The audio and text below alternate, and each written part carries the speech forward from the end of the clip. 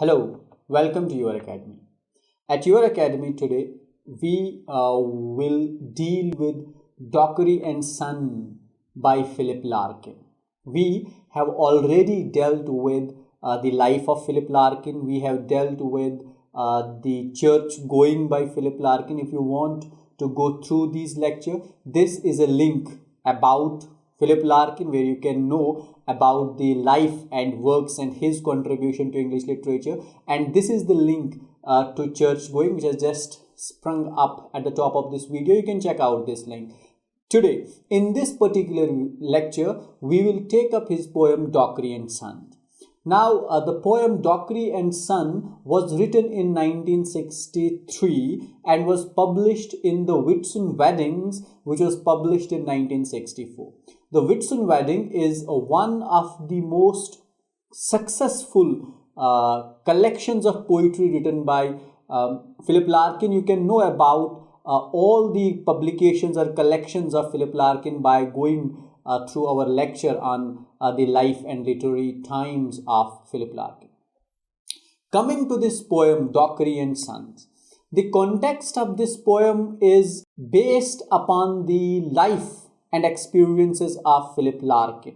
That means that he did not marry in his lifetime. If you have if you know about Philip Larkin, you will know this aspect of his life, that he did not marry.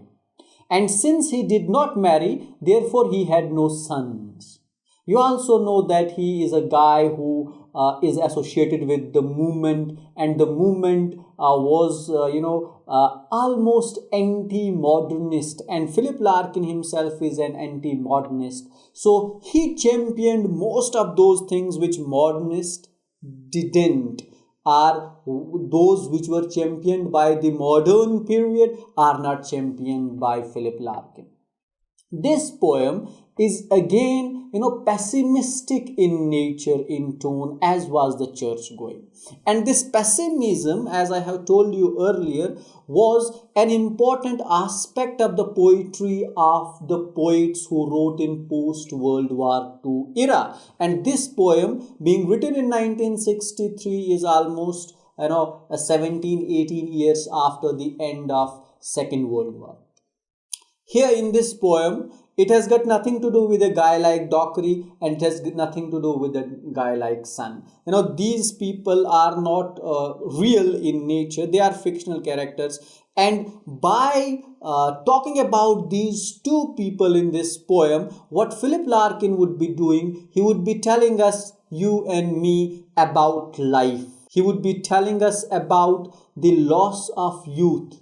He would tell us about when we overcome a phase in our life, it becomes very difficult for us to get that back.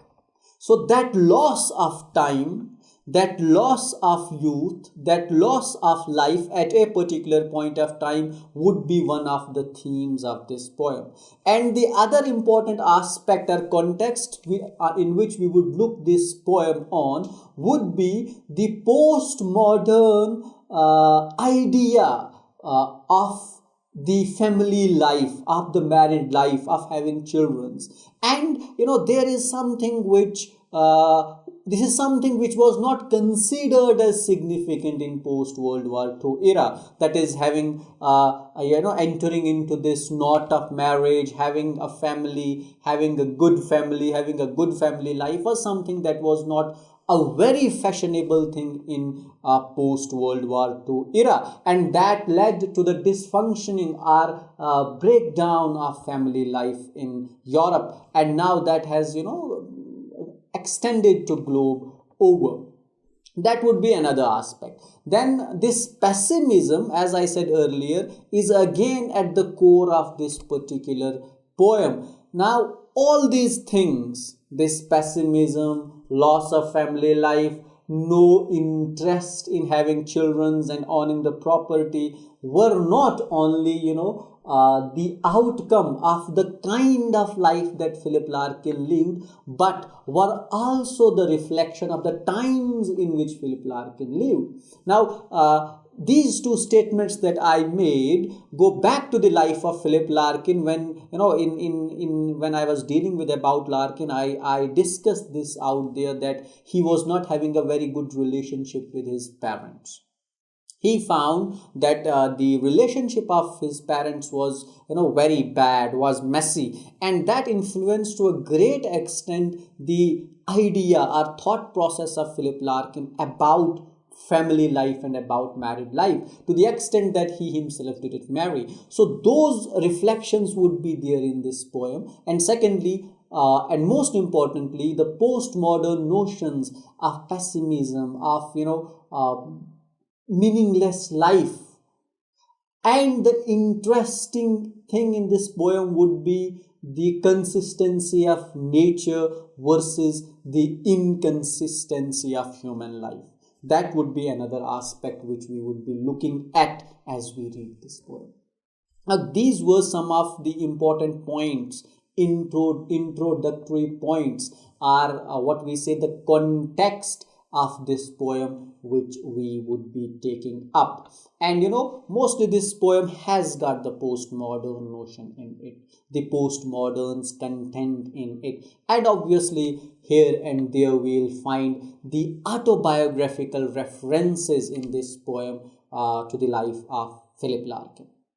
Now, knowing this context, we'll take up the text. After we have gone through the text of the poem, we will make line by line analysis of this poem today in this lecture. So let's take up the text first. Dockery was junior to you, wasn't he? Said the dean. His son's here now. Death-suited visitant, I nod. And do you keep in touch with? I remember how black-gowned, unbreakfasted and still half-tight we used to stand before that desk to give our version of these incidents last night.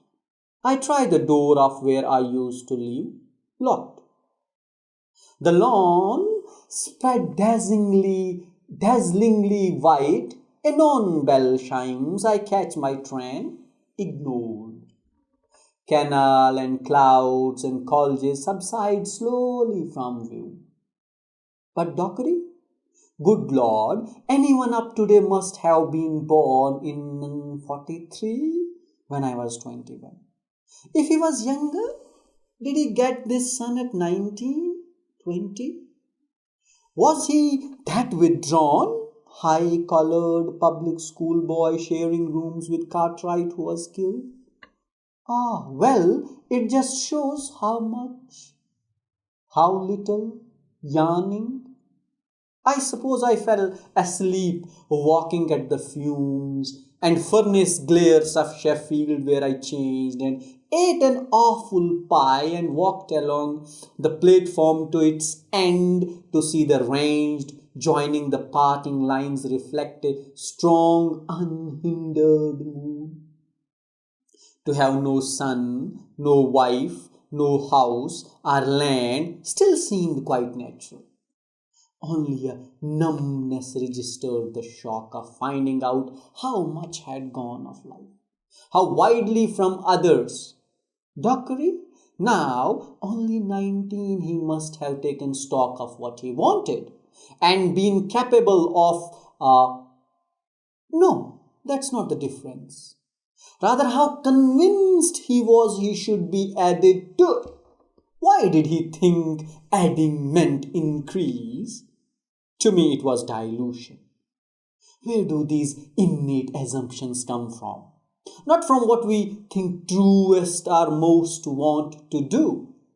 Those wrap tight shut like doors, they are more a style our lives bring with them. Habit for a while, suddenly they harden into all we have got. And how we have got. Look back on, they rear like sand clouds, thick and close, embodying for Dockery a son. For me, nothing. Nothing with all a son's harsh patronage. Life is first boredom, then fear. Whether or not we use it, it goes, and leaves what? Something hidden from us to choose. from us choose, and age, and then only end of age. That was the text of the poem.